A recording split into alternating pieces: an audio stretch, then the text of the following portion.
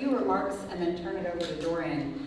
At the Walters, we aim to deepen our shared understanding of the cultures represented by the objects in our care, and to foster an awareness of the histories that have helped to shape our present moment. And so before we proceed with the program, I'd like to read our Indigenous Land and Cultural Heritage Acknowledgement, which is our practice before every public program here at the Walters. The Walters Art Museum acknowledges the Piscataway and Susquehannock nations that originally inhabited this land.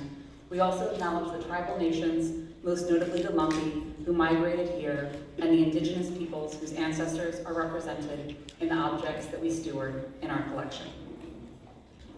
Again, on behalf of the staff and Board of Trustees of the Walters, I want to thank you so much for joining us today to celebrate the opening of this extraordinary exhibition about a prolific artist whose work is a celebration of identity and self-expression.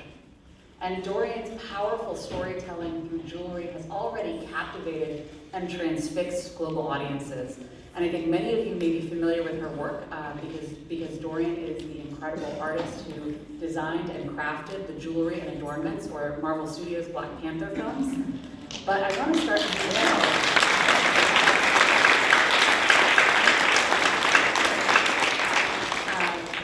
by telling you about Dourian's connection to the Walters Art Museum and to Baltimore. So why is this exhibition here with us right now in Baltimore? So I first became acquainted with Douriean when the museum received a request for 2 loans from the Museum of Arts and Design in New York. And the Museum of Arts and Design in New York was putting on an exhibition about self-taught metalsmith and jewelry artist Douriean Fletcher, and they wanted to borrow 2 ancient Egyptian rings from the Walters collection for their exhibition. And as we started to learn more about Dourian's connection to the Walters and again to Baltimore, what we found is that Douriean learned about the Walters Art Museum very early in her career through her research. She found these rings on the Walters collection website where we post all of our objects free and open for public use online.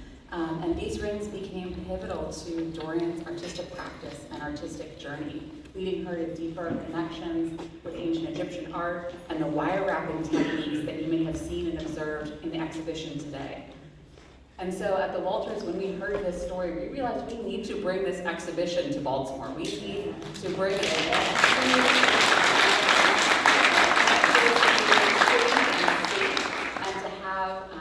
of Baltimore and Maryland see Dourian's work and the power of her work in person and in context of art from ancient Egypt and indigenous Latin America and Ethiopia, traditions which have inspired Dourian throughout her career.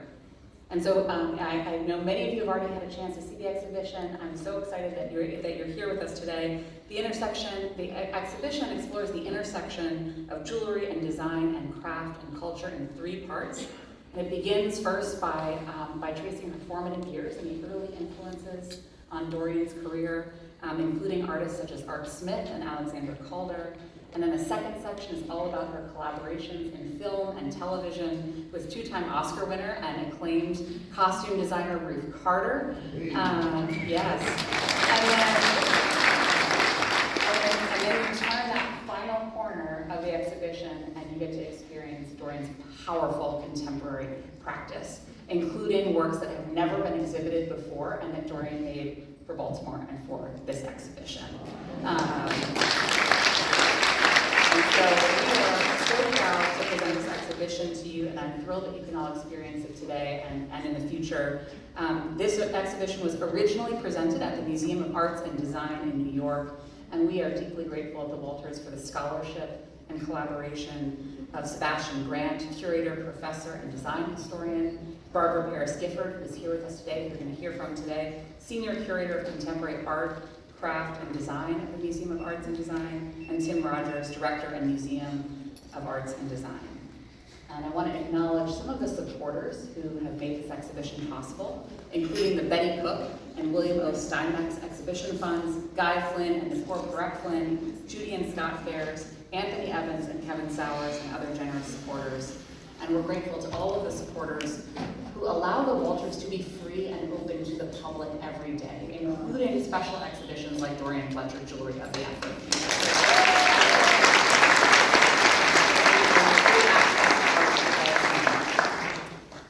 So I would now like to introduce our esteemed speakers for today. Barbara Paris-Gifford is Senior Curator of Contemporary Art, Craft, and Design at the Museum of Arts and Design in New York City. She oversees MAD's renowned collection of jewelry and has organized over 25 exhibitions, including Douriean Fletcher Jewelry at the Afrofuture. She is an expert in jewelry and fashion, and she's written and presented these subjects for numerous publications and venues. Douriean Fletcher began making jewelry as a personal exploration of identity and cultural heritage. Raised in Pasadena, California, her early work was shaped by her travels to South Africa, where she studied traditional forms of adornment and their role in community and ceremony. In 2016, the self-taught artist became the first jewelry designer to be included in the Motion Picture Costume Union. And this incredible distinction made her the sole jewelry artist on the production teams of the films to which she contributed. Her work has been celebrated, and I think you can all appreciate the layered references and commitment to handcraft, blending past, present, and future in wearable form.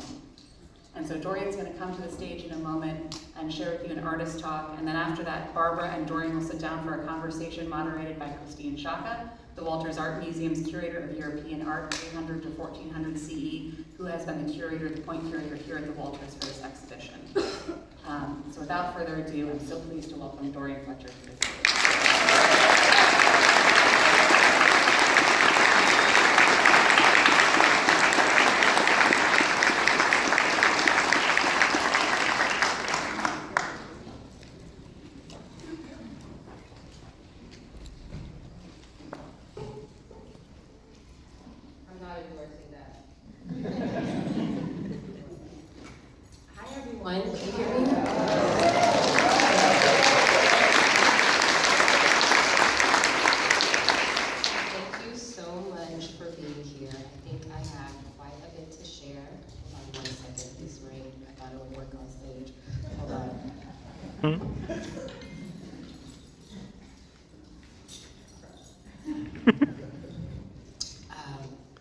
I'm so happy you're here, so thank you for being here. I got a lot of responses yesterday about a speech I gave yesterday and how it touched those that were in attendance. So I want to share that with you before we go through the presentation.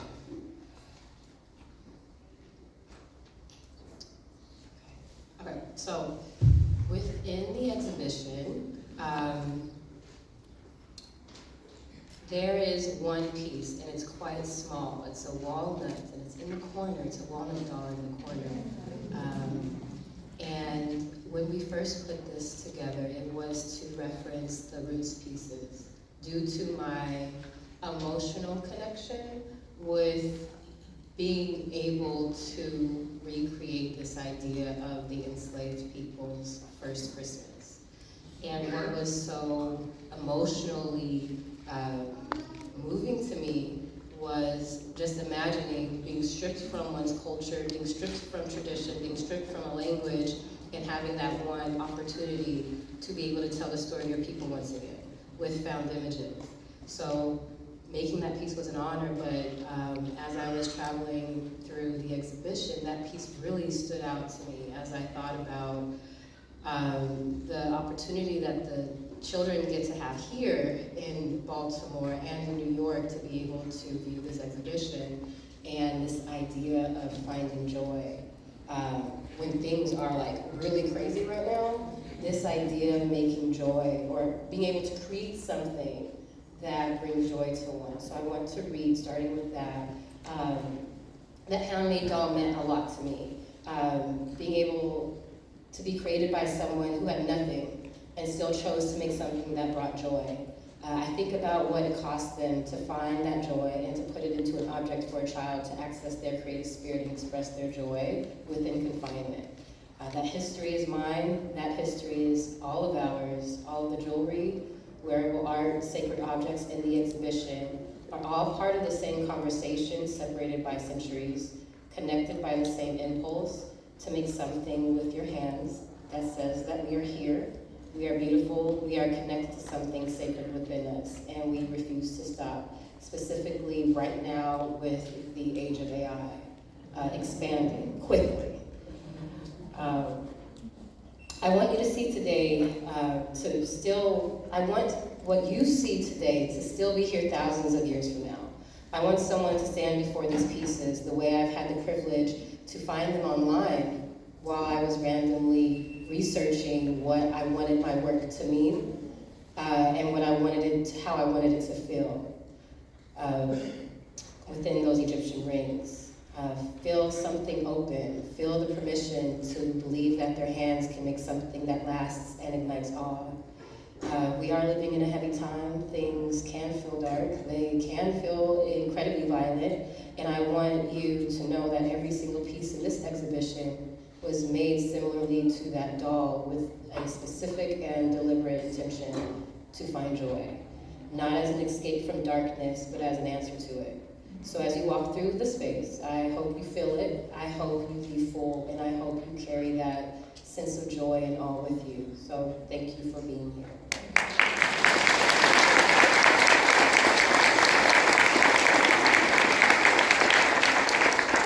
Thank you. So welcome to Joy of the Afrofuture. And what I decided to do was share some pictures that would fill in or create some more context to the exhibition.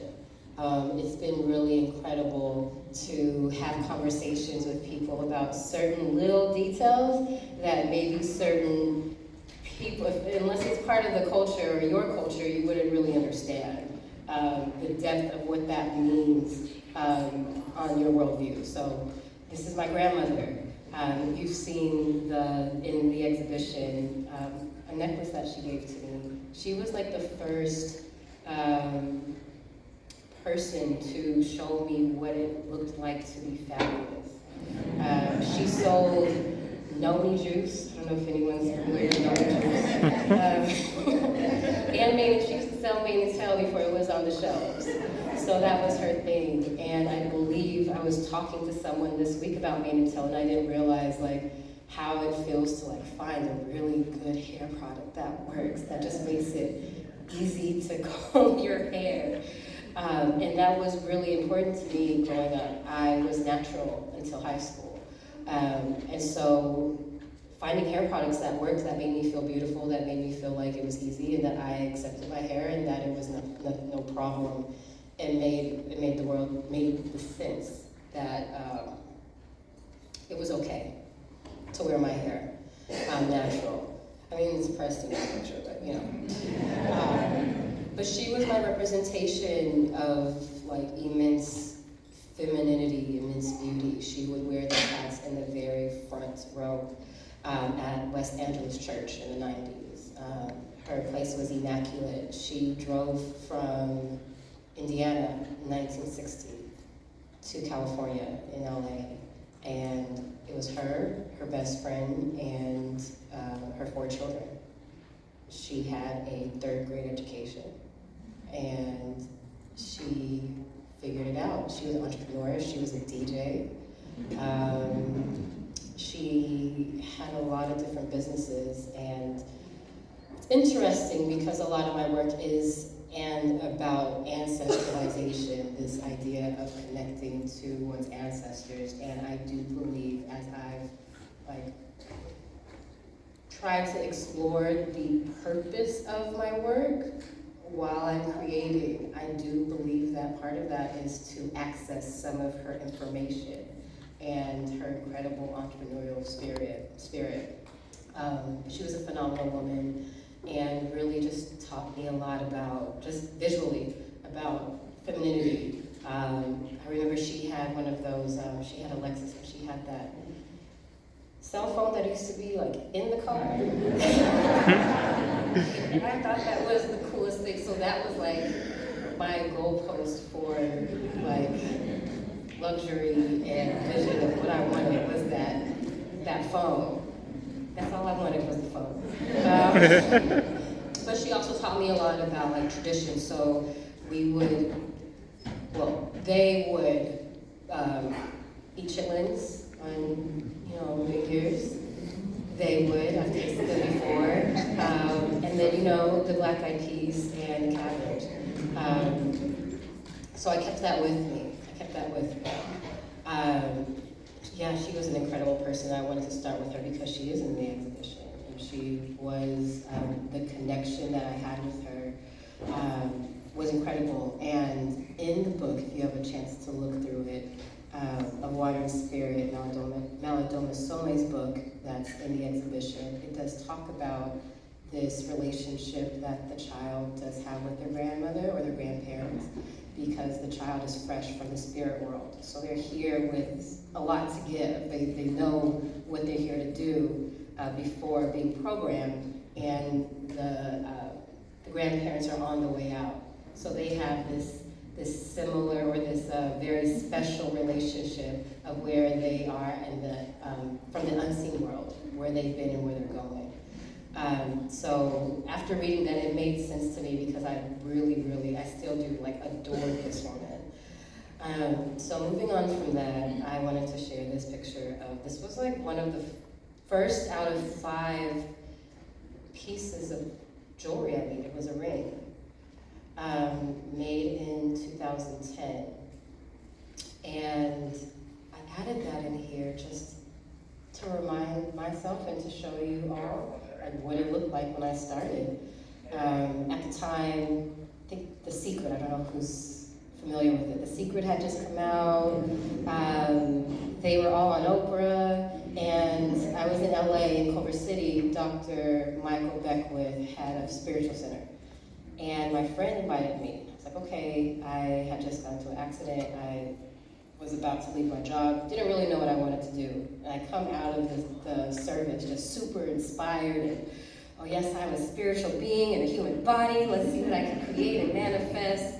And I saw this woman making copper wire jewelry at a booth, a 10 by 10 booth. And I was like, I can do that. That is how I'm gonna make money. I'm gonna do that. I went home, looked on YouTube, and this was one of the first few pieces I made. It was made out of, which is really challenging actually now that I look at it. It was made out of steel and some beads that I found. And when I made these pieces, at this time, I had just returned from South Africa, and I was wanting to understand prior to going, like, what and who am I? I went there thinking probably the wrong country to start with, but thinking that I was going to find part of myself, part of my African identity. And I found what it meant in a foreign country to be an African American and having to navigate that experience. So if my hair was out, they thought I was a colored person, and I was treated differently. When I had braids, they thought I was Native. And so really trying to navigate and understand, like, my intention for coming here was to find a piece of myself that I thought I was missing. But now this has just been a really complex situation that I have to really understand. So this piece was an ankh as I was trying to just get a sense of, like, what do I believe? Who am I? I wanted to explore. I had just, I believe, like, left my religious practice as a Seventh-day Adventist, which was quite scary and frightening. I did think I was going to hell at first, but I wanted to explore and understand. So, the SDA Bible, I wanted to fill in a gap there. Well, it's not a gap, but just give you more context. As I've been talking to people here in Baltimore, the Seventh-day Adventist Church was quite interesting as far as, I guess, respectability. How you come into church and how, I would say, modest it was. I was raised thinking and being taught that jewelry is not something that you wear. You are not to have your ears pierced, and you cannot wear pants. Yeah. So, I wanted to add that context to the formative years to show that this transformation and this mindset shift that had to happen in order to pivot from the fear of, okay, I'm going to leave this belief system into making jewelry for a living. which was hard. It was hard to create that pivot, but I wanted to give a context to that so everyone would understand what that actually means to have that hymnal and the dedication one has as a Seventh-day Adventist to like health and wellness, and to Ellen G. White, who is the prophet of the religion, and to worshiping on the Sabbath. So I thought it was a very strict religion, and it was scary. It was quite scary to think like, okay, I'm going to dive into something that I was told that might take me somewhere I don't want to go. So after, during my college years, I went to Durban, South Africa, and studied there for a semester. And that is where I came into close contact, again, with like the influence of jewelry. My grandmother had phenomenal pieces, but in Durban, that's when I learned what the function of jewelry is. That it tells a story. It tells who you are, where you came from, what family you belong to, what region you're from, everything. Starting with, rocks and beads and bones. And of course, it's transformed to many, even plastic now, some phenomenal materials. And while I was there, Obama was elected, 2008, and that day we had a service day. And we were working with children, I think it was like 20 children that were impacted by HIV/AIDS. And they were so inspired, they changed their entire program to celebrate Obama. So it was kind of like that moment in Malcolm X when they all stand up and they're like, I am Malcolm X, in the movie. So it was like that, and that's what they did. But in that moment, it was, of course, highly emotional, but to be in another country and to see that impact and what that means to someone when they're dealing with, like, their health on such a major scale was just really incredible. And I can say those are two things that I extracted from that experience, was really understanding that outside of the aesthetics of beauty, what jewelry really can mean. For traditions, heritage, history, it carries so many stories of a people through time, and it was just an incredible opportunity to see that. So when I got back, I started making things after that moment at Agape International Center. And I knew that what I was making had an impact on people. One piece that I speak about quite often, it was a red jasper ring with, I think it was bronze and brass wire. And I had this online pop-up show. This woman, she buys it immediately. A few days later, she says, I know why I bought this. Initially, I didn't know it was pretty. But my father passed a week ago, and I looked up the properties of the red jasper, and it had something to do with processing grief. And I was like, oh, that fire that lit inside of me when I started, it means something more than just creating beautiful pieces so I can make some cash. And I found this while I was scrolling online trying to find something that resonated with me, that connected that feeling I had to something that already existed. So I looked at Alexander Calder, I looked at Art Smith, and I saw this. And it was a very simple ring, but it meant so much. I did not understand the hieroglyphics, but it told the story of the people in such a simple but very direct way. So I held on to that. I think that was in like 2000. I started making jewelry in 2010, so I think this was like 2012 I saw this. And it's been in my photo album. I've had so many laptops and phones since then, but it's stayed with me for so long. So when we discussed what was going to be put in the show and what had inspired me, this was a really important piece to me. I did not know it belonged to the Walters Art Museum. So it's a really full circle moment. Throughout my career, that ring has been something that has inspired me to connect the past with the present, to connect my aesthetic, which is informed by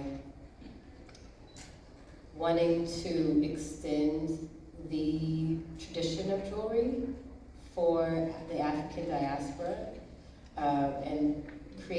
something that will last, similar to that Egyptian ring, and create something of value and meaning. And so a lot of the pieces that I create are really a reflection of the desire to have a spiritual connection outside of religion.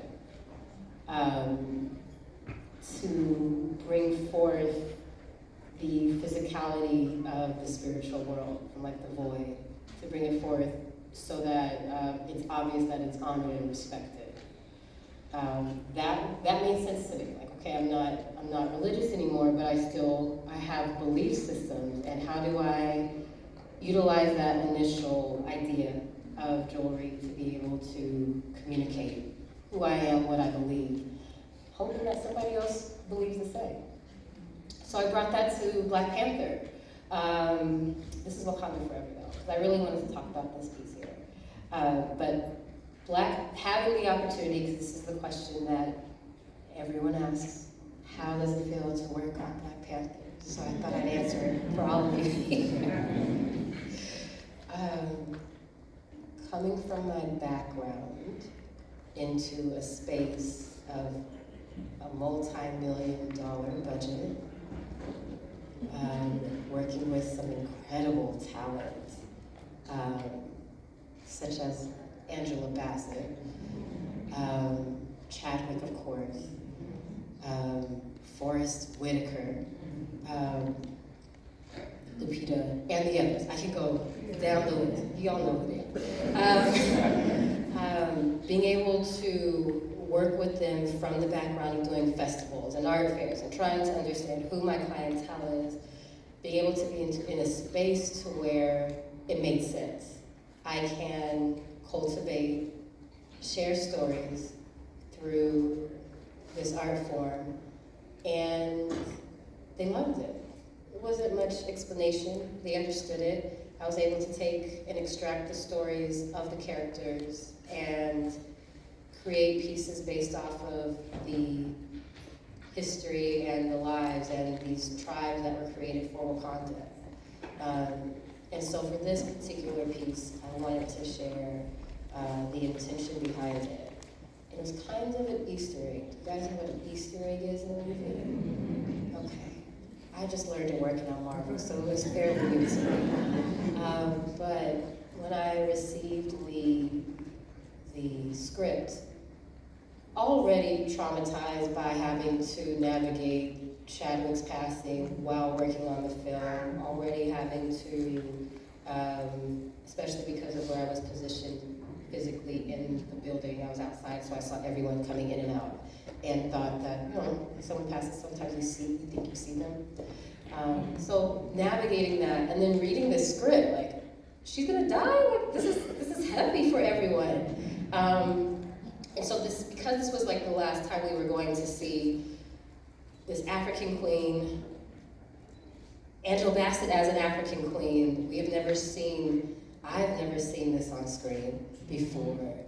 The regality, the confidence, the femininity, the power that she held. I wanted to create something that paid homage to Chadwick and that told a story of ancestralization. So you see that in this piece. I think I had a week to make it. But it was a lot. And what I wanted to do, because you'll notice that all of the various characters have different color palette or colorway based off of the tribe. And you see the tribes and the tribal council of those scenes. But for this piece, what I wanted to do was, with the resources I had within a week, like I ran to like a gem show. There was a gem show that week, so I was like, yes. Ran to the gem show, and I picked pieces of gems. So you'll see like labradorite. Initially I had rubies on there, and there's tiger's eye. I think there's some lapis on there. But there's a lot of gems that I was able to acquire. I think the one on the far right, those were the rubies. I hope it's on your far right too. But I had never seen an African queen adorn herself with her own natural resources on film. And I wanted to show that. So thankfully, Ruth Carter gave me the space to design this piece. She's like, just utilize your creativity and go for it. And that's rare, so I'm really thankful that she trusted me with that. So I did this. Those are Dogon sculptures. They're in the exhibition, and I had to handcraft those with the time I had, so I used my Dremel and my saw and cut those out. But I wanted to make sure within that week I had that I was able to create something that really honored our heritage, honored the culture, honored this reimagination of what African or Black queens could look like. So these are process photos, so you can see them a little closer. And within Wakanda Forever, one of the things that brought me to tears while going through the exhibition was, which I wasn't really expecting, were the Mayan pieces. I wasn't expecting that at all, but again, being able to see these things on like a printed paper, or see them on a website or on a screen, it's totally different than coming into such an intimate space with them.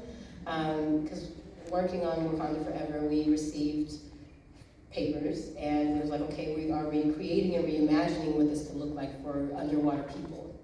So this actually, the one on the left, which is in the exhibition, is what was the direct influence and inspiration for the piece on the right.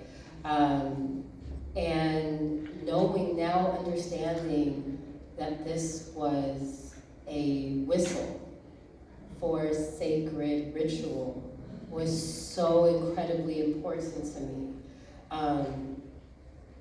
Because I would like to think of my work. I enter into my workspace as an idea of I'm touching the divine, I'm going into a vortex to be able, again, like I mentioned earlier, being able to pull something from the unseen into the seen world.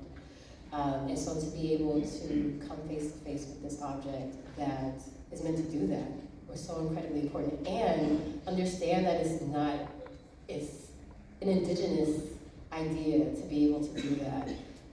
So to be able to share a moment with a piece that is not my culture, but still has the same value meant the world to me. And I'm incredibly thankful that the Walters had that piece. Which means that Ruth was looking at the Walters Art Museum website too. So in regards to my personal practice, it's everything I just shared.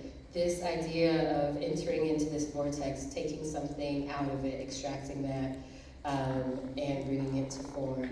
This is the Messengers collection, which is at the end of the exhibition.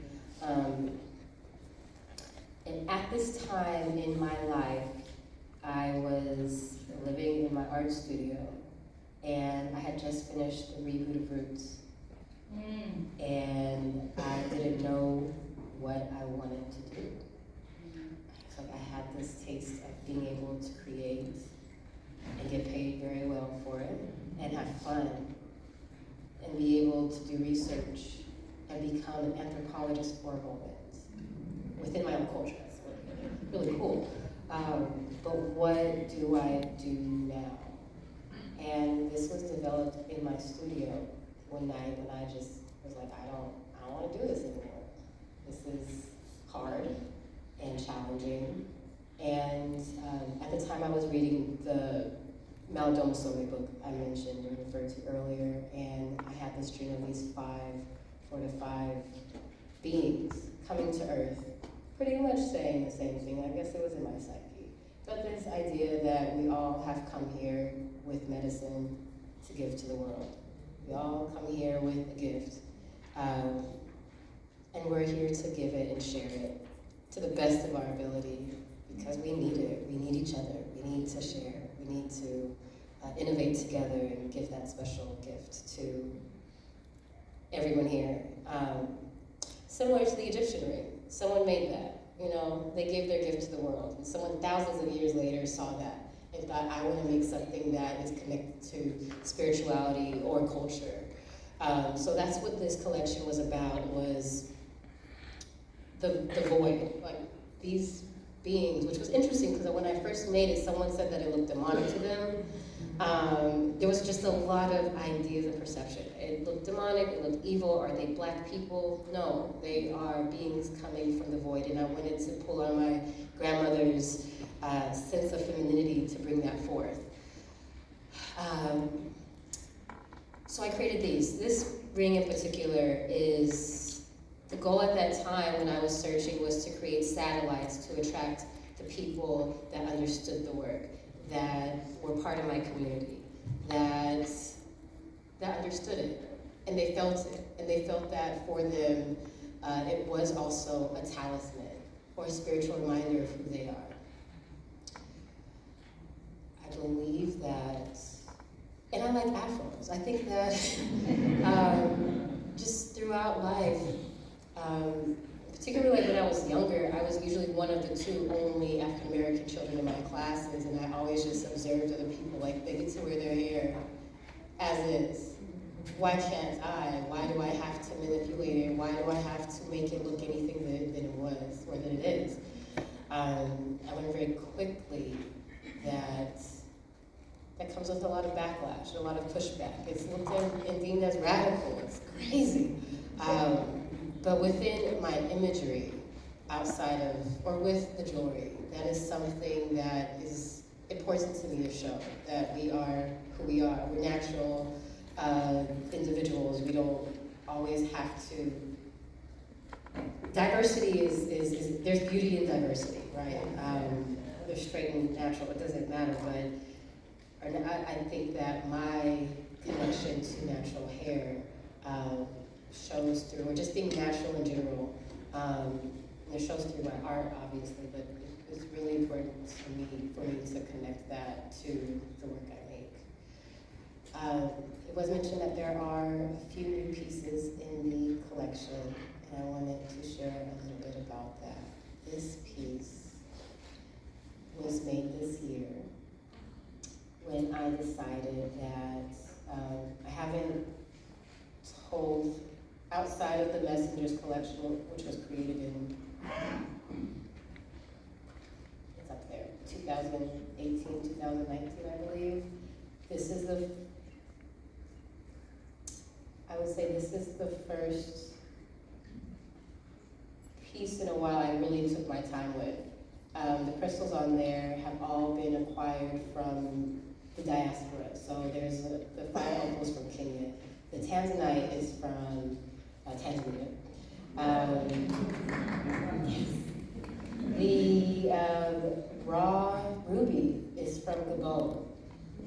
The malachite is from South Africa. And then the Herkimer diamond is from Herkimer, New York.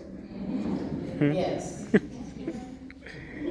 Yeah, and they're naturally formed that way, but this one, if you look closely to it, I wanted to share a very interesting story of what life has looked like for me in the past few years. So you will see if you look closely, some things are missing and some things look scratched. I wanted to ensure that I was being very honest. Because of Black Panther and the other projects I've worked on, there is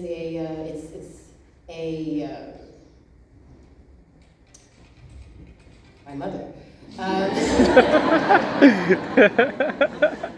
It's a specific standard to achieve. There's a specific expectation.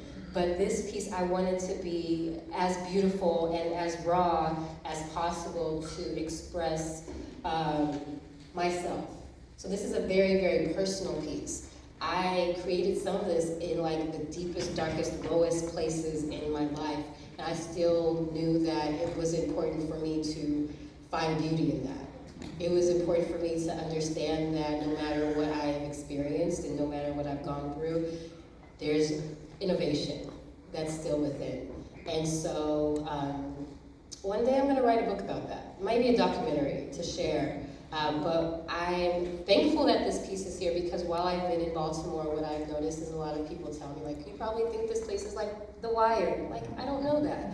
But just a lot of questions or a lot of conversations about, maybe like the lack of resources here or The Wire, how people have this idea, outsiders, of the violence here. And I think my take on it was that within that, I don't know how true that is in regards to The Wire parallels, but within that, everything has been super amazing here and beautiful, and I know there's a lot of creativity and culture, but I feel like this piece really connected me because I'm still processing this idea of being as raw as possible within my personal life and my career. It's like a new season for me, but I realized that, I feel like I'm speaking. That's here, like that innovation, whatever the idea of Baltimore may be, there's so many gems here and I'm excited to explore it.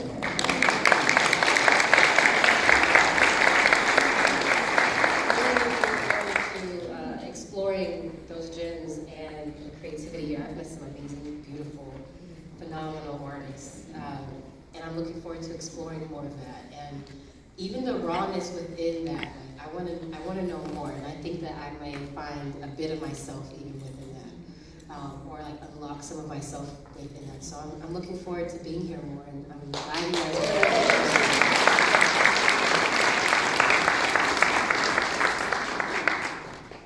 One last thing. There is a beaded piece at the end of the exhibition. It's called Vision and Voices. I have to wrap, but it's the opportunity for as many women to get together, to utilize beadwork, to have conversations about their vision, who they are, who they want to be, their family, how they see taking the community into the future and what that looks like and being proactive about it. And I would love to, sorry men, but I would love to invite all the women in the room to be a part of it. We're planning on hosting one in Baltimore, and I'd love for you all to come. Thank you so much.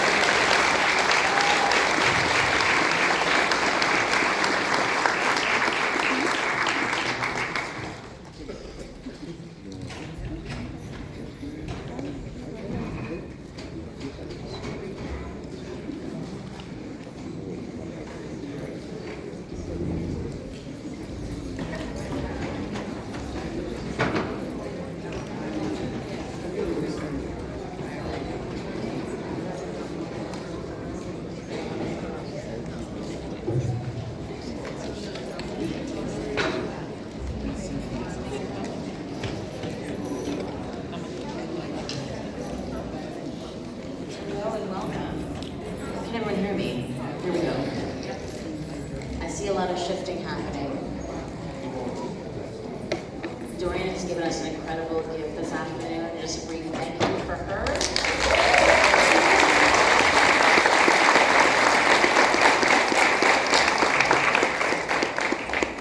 So, as Kate mentioned, my name is Christine Shonka. I'm the curator of medieval objects here at the Walters, and you might be thinking, what is she doing up there?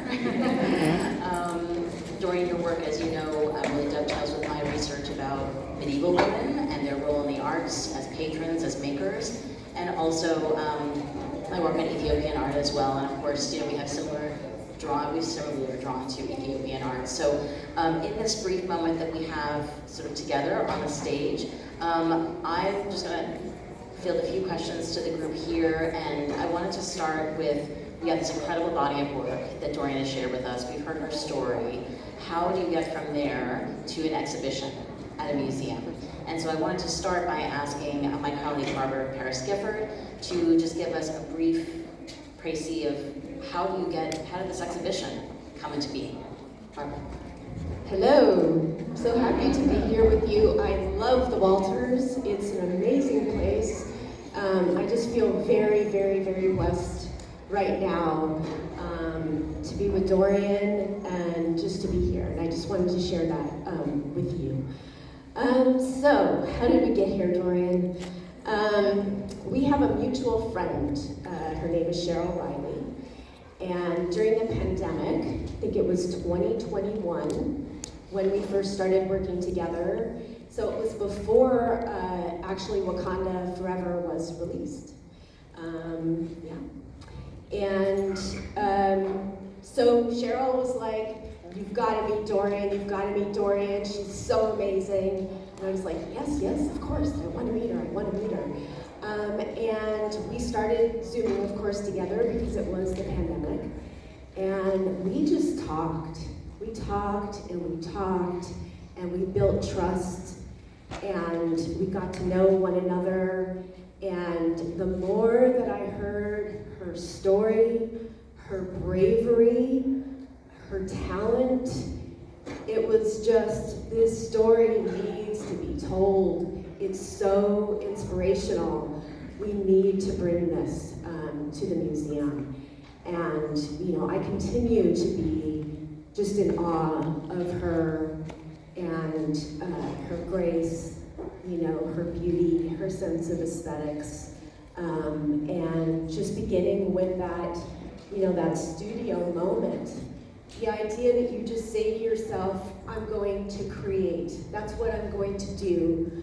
You know, I haven't been to school for this, but it's in my heart, and it's what I believe in, and I'm gonna do that. And to make it to part of Ruth E. Carter's team, it's just a dream. And it's a dream that needs to be told, and it needs to inspire young people. And I'm so thrilled that this is here because, you know, admission, anybody can come, anybody can stand in front of that work and be inspired just as Douriean was. And is, as a curator, there's just really nothing better. You know, it's a life-changing moment for me from the sidelines, you know, just to be with Douriean and tell her story. And to me, she's royalty, you know, and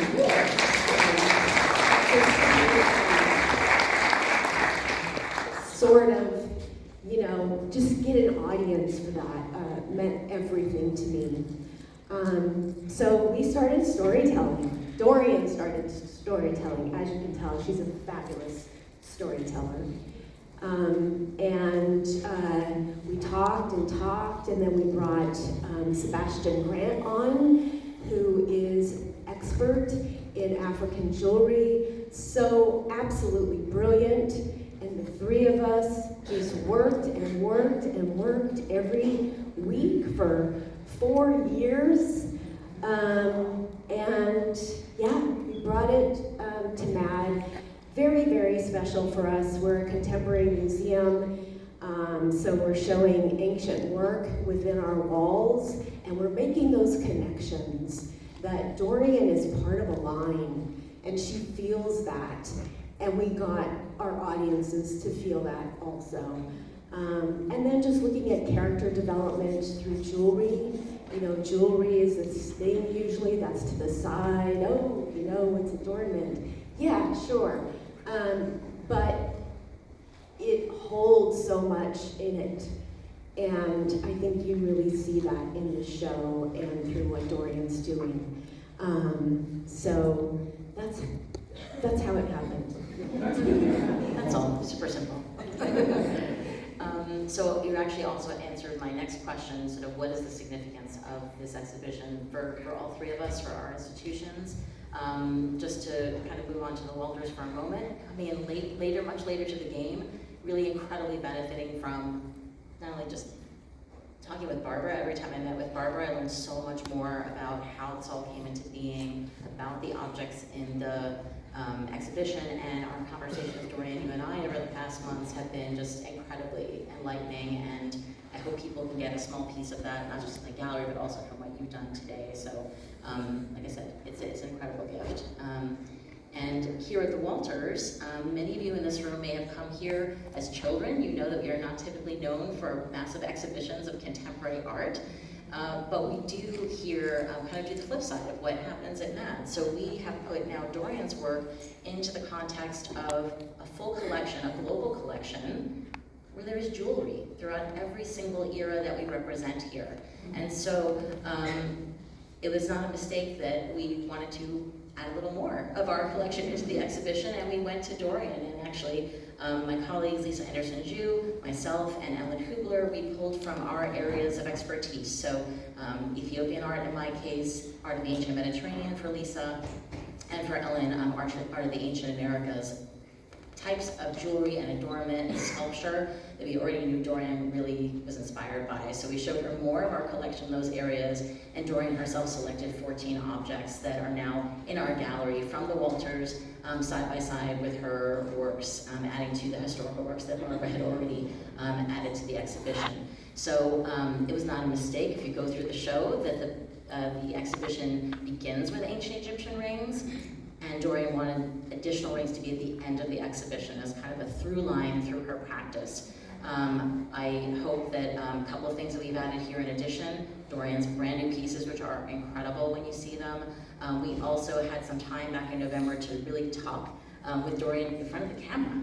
So my colleague Gavin has produced this incredible video, Douriean Fletcher, in her own words, which you can see at the end of the exhibition. Hear more from Douriean if you haven't had enough today, which I'm sure you haven't.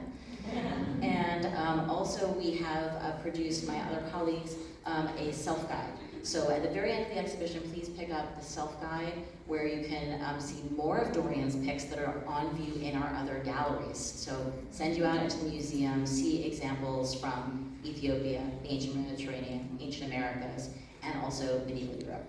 She gave me a little bit of help there. I appreciate that, my collection. And so please, I would encourage you to do that as well. The significance here in Baltimore is immense. Just walking around with Douriean, visiting some local restaurants, establishments, stores with Douriean this week has been just hugely, I mean, you can see the energy. Look at this room, everyone. I'm not gonna downplay the Walters, but I have not seen this room this full in a very long time.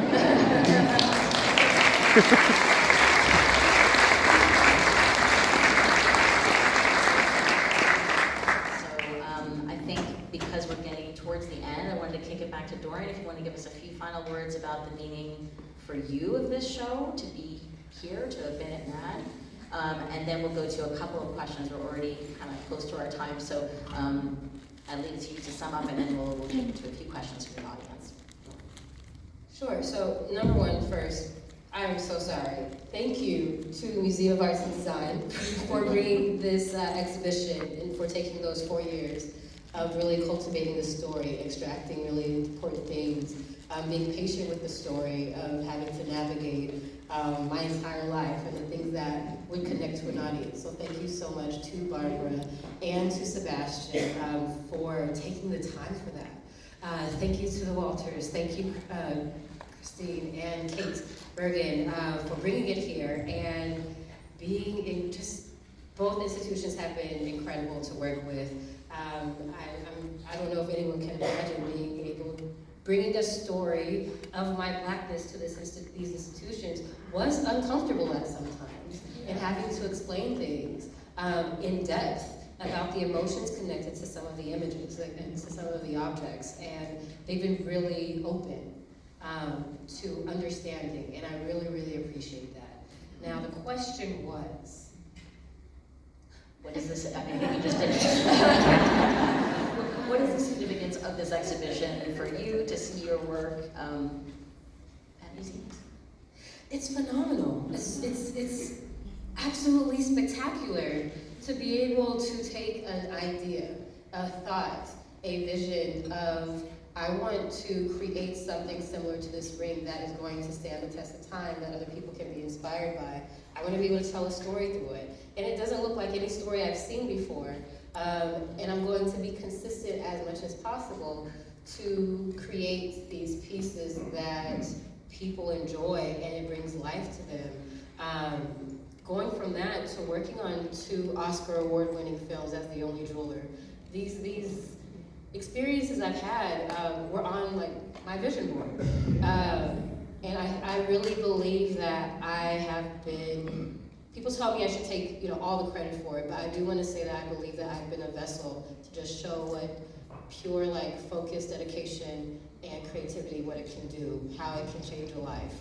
And I think that, I know that that is the life that I'm living. And so to have my name on the side of a building in Baltimore, in Manhattan,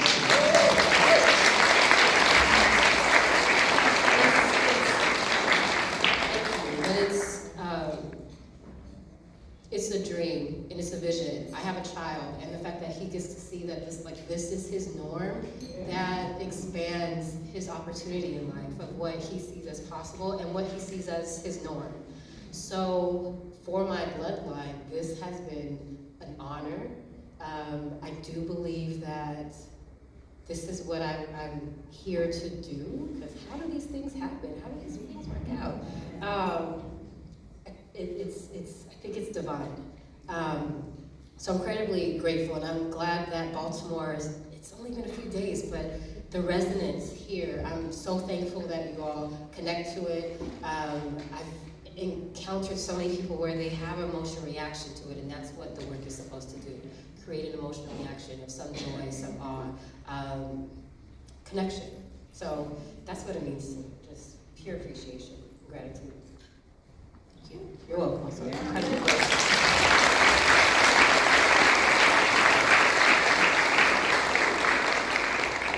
So you all noticed this QR code on the screen behind me, because I have a whole lap full of questions already. If you have a question for Douriean that you would like to share with the auditorium, please scan the QR code behind me, and you can input your question, and it will appear here on this iPad. Loma, 2 minutes. There's 2 questions. There's actually like 5 questions. Yes? Okay. Yeah. So how long? 2 questions. Okay. I'm going to pick 2. Please don't feel offended if I don't pick your question. Ooh. Okay.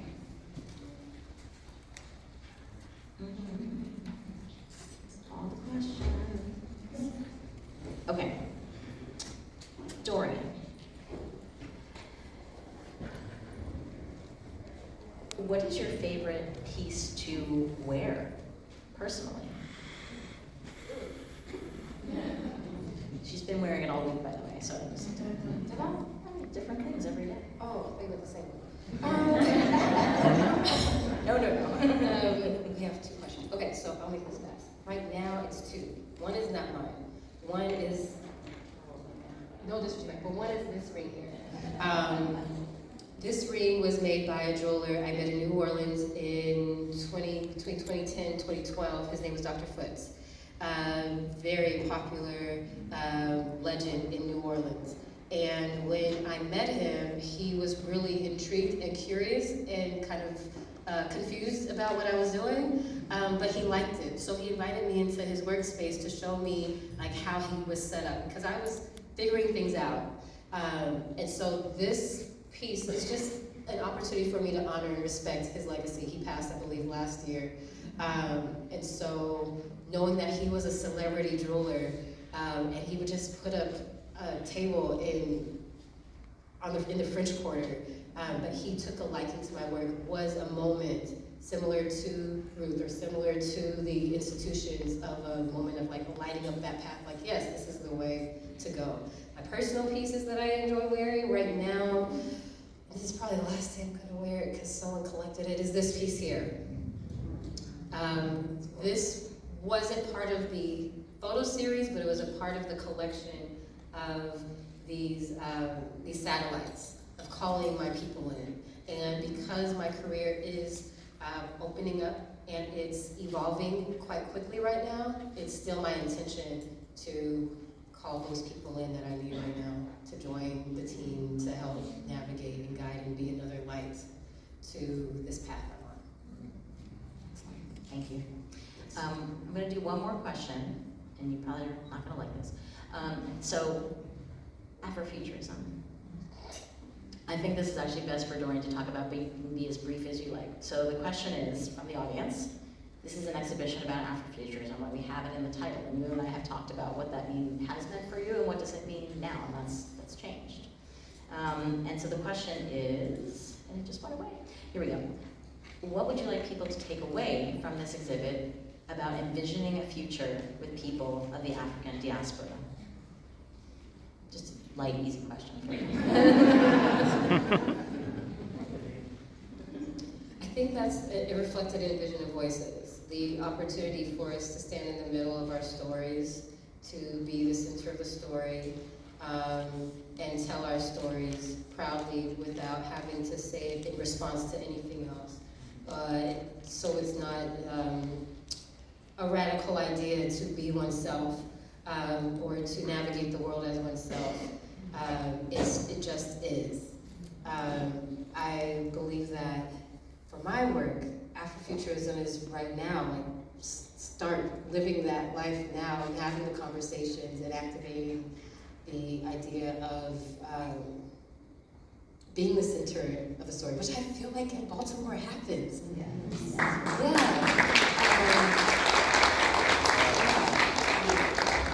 Thank you. But I think that's the answer to that question of centering ourselves without it being a radical or a response to anything else.